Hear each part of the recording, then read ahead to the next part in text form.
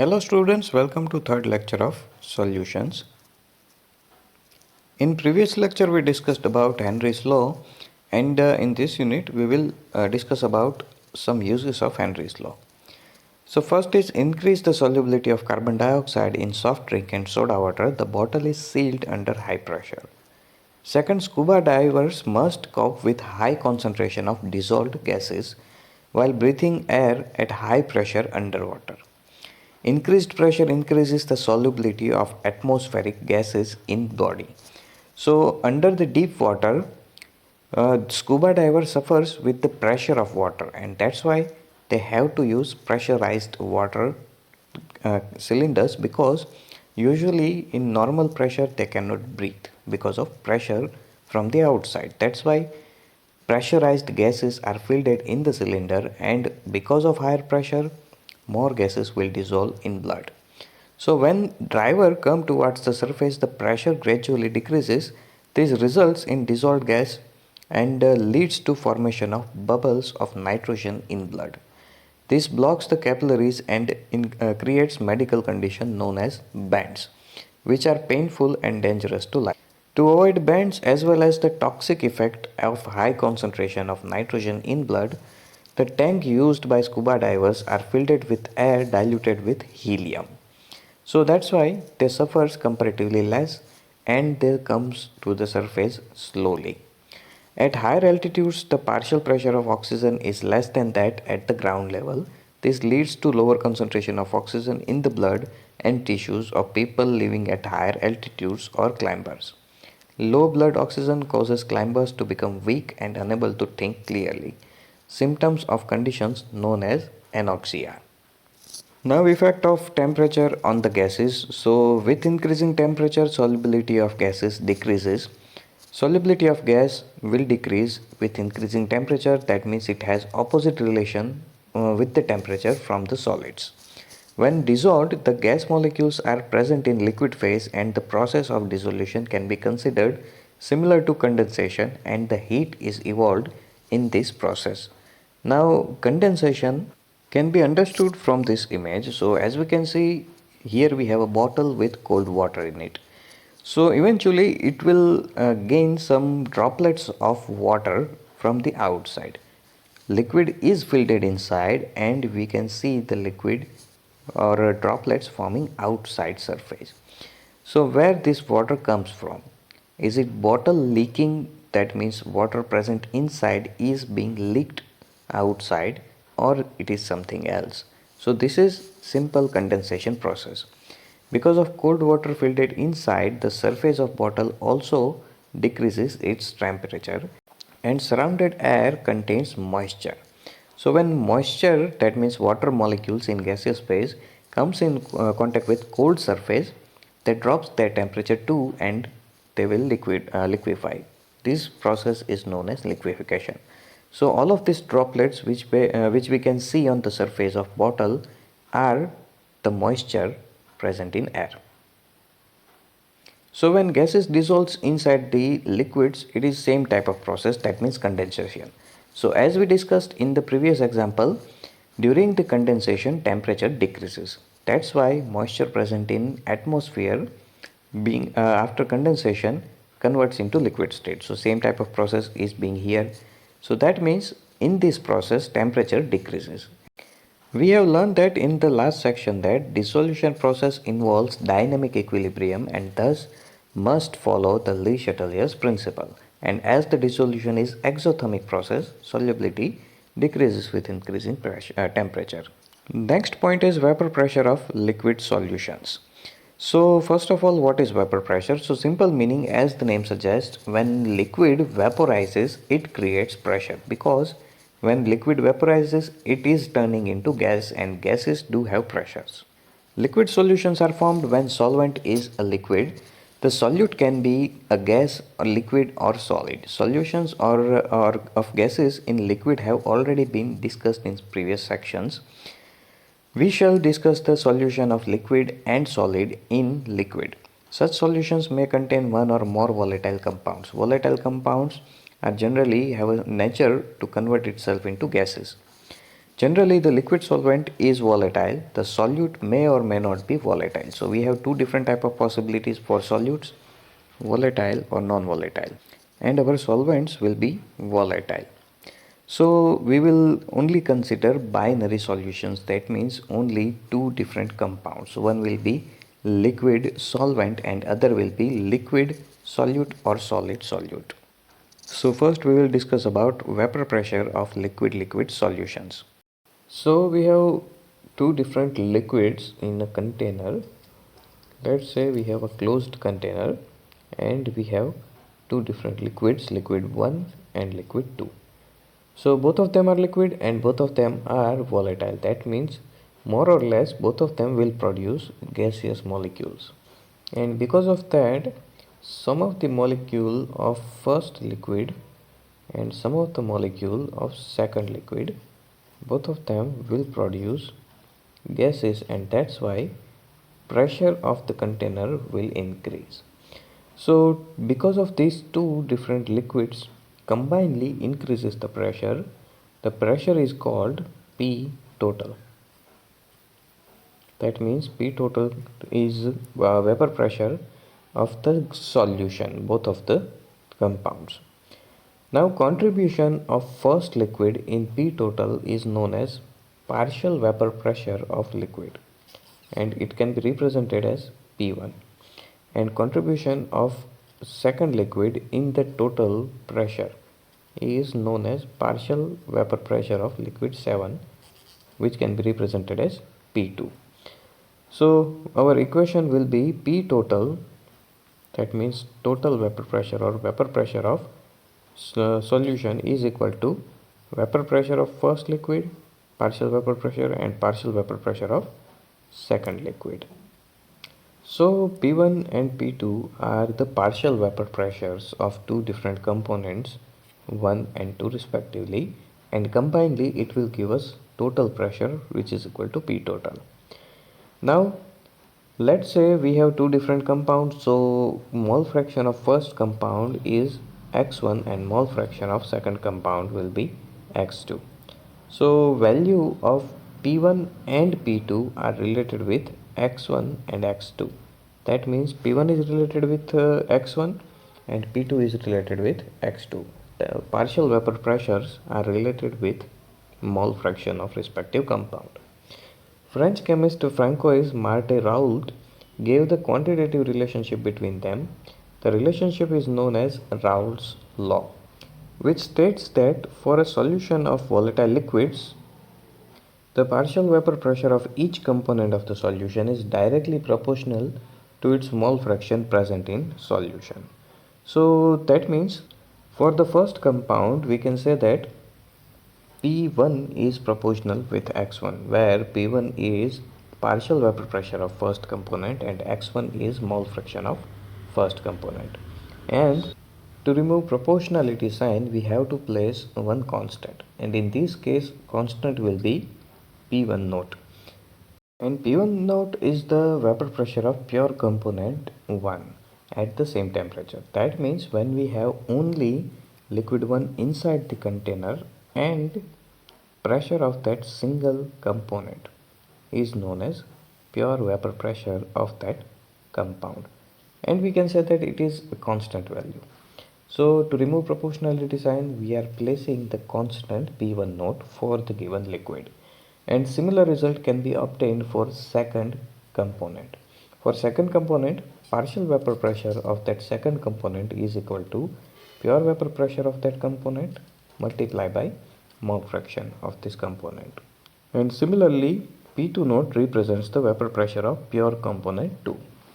Now according to Dalton's law of partial pressure, the total pressure P total over the solution phase in the container will be the sum of the partial pressure of the components of the solution as given. So as we already discussed, we are just using the example of binary solutions. That means solution having two different compounds. That's why we represented only two different partial vapor pressures. Let's say our solution is mixture of 5 different liquids. Then we have to add their partial pressures as well. That means P1, P2, P3, P4 and P5. But here we have only two components, that's why we are using partial vapor pressure of two components. So summation of partial vapor pressure is equal to total vapor pressure, which is the vapor pressure of solution. Now as mentioned earlier, P1 is equal to, it is partial vapor pressure and it is equal to pure vapor pressure of the compound multiplied by mole fraction, and similarly P2 is equal to pure vapor pressure of second compound multiplied by its mole fraction. So we are replacing the both values with these values. So our equation will be P total is equal to x1 into P1 naught and x2 into P2 naught. Now we know that mole fraction is always 1. Total of the mole fraction is always 1. Here we have two compound, so first compound has x1 mole fraction, second compound has x2 mole fraction, and total of both of them is equal to 1 always. So that we can say that from this equation we can get the value of x1 or x2. x1 is equal to 1 minus x2, and similarly we can find the value for x2, which is x2 is equal to 1 minus x1 from this equation. So either we can replace the value of x1 or x2 depending on the situation. So let's replace the value of x1 with 1 minus x2. Now to remove the bracket we have to multiply 1 minus x2 with p1 naught, and it is equal to p1 naught minus p1 naught x2 plus x2 p2 naught. Now after the multiplication we can separate out x2 from last two values. When we separate the x2, because it is common in both of them, you will get p1 naught plus p2 naught minus p1 naught x2. Okay, so these are the common values removed. So this is our final equation, and from this equation we can find the value of total pressure. Now following conclusions can be drawn from the equation 2.16. First is total vapor pressure over the solution can be related to the mole fraction of any one component. So as we can see here we have an equation which uses only one component mole fraction. So that means value can be calculated on the basis of x2 only. Okay, that's why we can calculate with only one mole fraction. Second point is total vapor pressure over the solution varies linearly with the mole fraction of two components. So this thing can be discussed via the graph mentioned below. So we will discuss it using the graph. And the next point, depending on the vapor pressure of the pure component 1 and 2, total vapor pressure over the solution decreases or increases with the increase of mole fraction of component 1. Now we can discuss these 2 points using this graph. In this graph we have two different ends. On this end we have pure liquid 1, on this end we have pure liquid 2. And we can say that using this mole fraction values, as we can see the mole fraction of first liquid is 1, and as we know total mole fraction is always 1, so we can say that we have 100% liquid A, that means pure liquid A.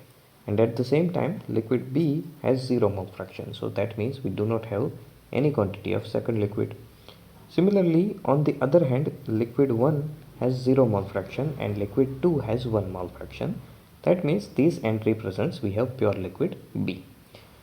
When we have pure liquid A, you will get the mole fraction, vapor pressure of that liquid, and it is pure vapor pressure of that liquid P1 naught.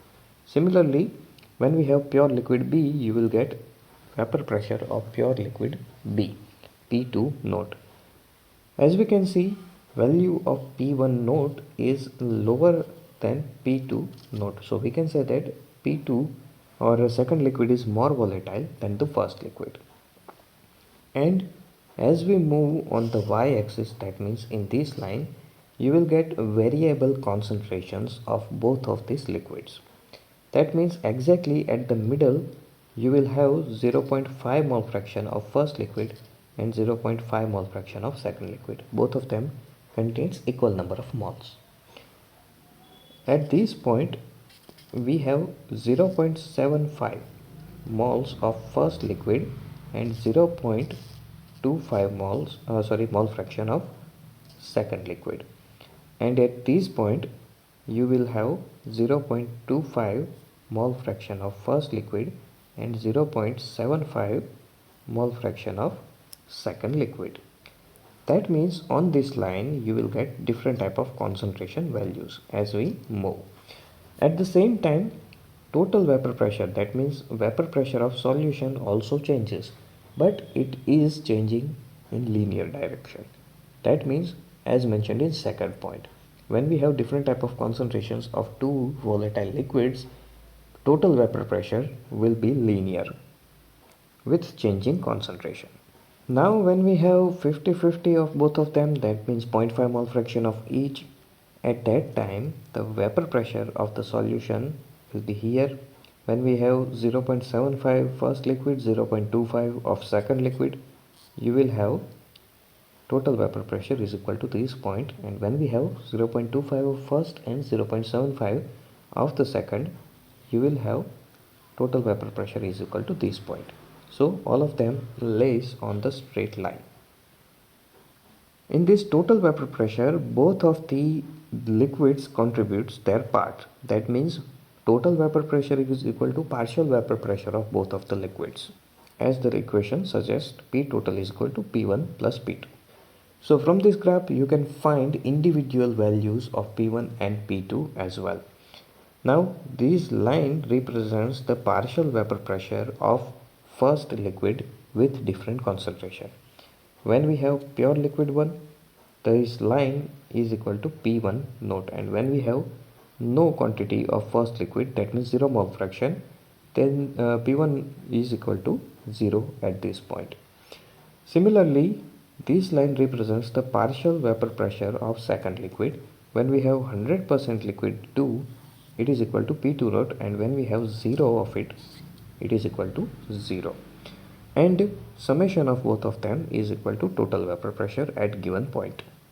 And as we can see, the highest value of total vapor pressure is equal to P2 naught, and lowest value of total vapor pressure is equal to P1 naught. That means total vapor pressure will be at least equals to P1 naught or greater than it, or at least less equal to P2 naught, not greater than it. Same thing is mentioned in this paragraph, so let's move to the next paragraph.